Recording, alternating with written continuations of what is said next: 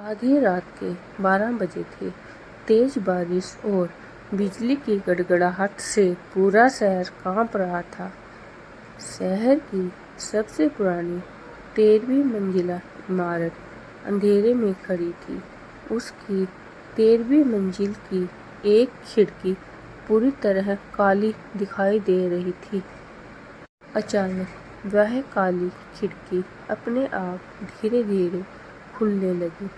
نیچے کھڑا چوکیدار اوپر دیکھتا ہے اور کھڑکی کے سفید کپڑوں میں کھڑا ایک سایہ دیکھ لیتا ہے۔ ڈر کے مارے چوکیدار بھاگ جاتا ہے اور اگلے دن لوگوں کو سب کچھ بتاتا ہے۔ لوگ کہتے ہیں کہ اس فلیٹ میں کوئی 13 سال پہلے ایک رہسیائی موت ہوئی تھی۔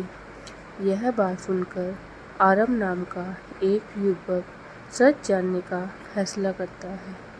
رات ہوتے ہی وہ اپنے ہاتھوں میں ٹارچ لے کر عمارت کی اور چل دیتا ہے۔ لفٹ اپنے آپ 13ویں منزل پر جا کر رک جاتی ہے۔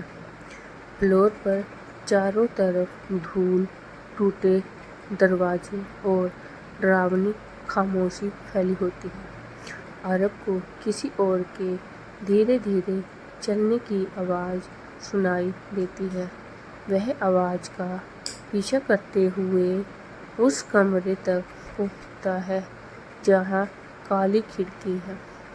کمرہ پوری طرح خالی ہوتا ہے لیکن ہوا بہت ٹھنڈی ہوتی ہے۔ اچانک کمرے کا دروازہ اپنے آپ بند ہو جاتا ہے۔ کالی کھڑکی دھیرے دھیرے کھلتی ہے اور پردے ہوا میں لہرانے لگتے ہیں۔ شیشے میں آرب اپنا چہرہ دیکھتا ہے لیکن کچھ ہی پل میں وہ چہرہ بدل جاتا ہے۔ شیشے میں لال آنکھوں والا ڈراؤنا چہرہ مسکراتا ہے۔ کمرے کی ساری لائٹیں تیزی سے جلنے بجھنے لگتی ہیں۔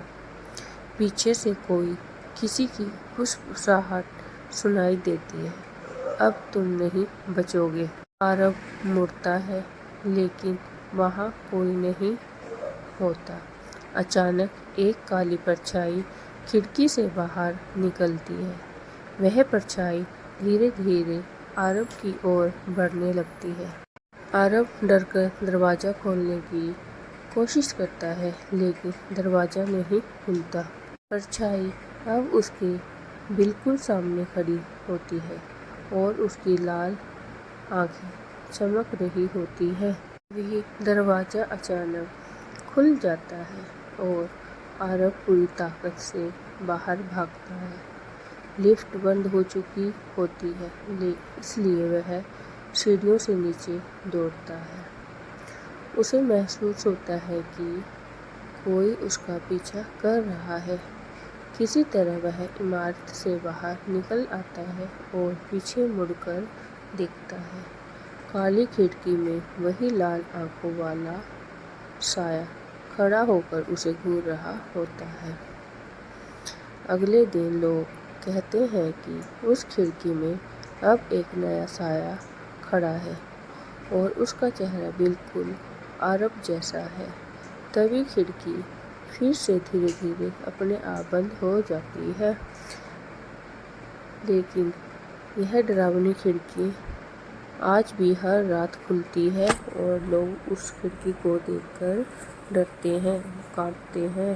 اگر آپ کو ہمارے چینل پر ہماری ڈراؤنی کہانیاں پسند آ رہی ہوں تو ہمارے چینل کو لائک اور سبسکرائب کرنا مت بھولیں۔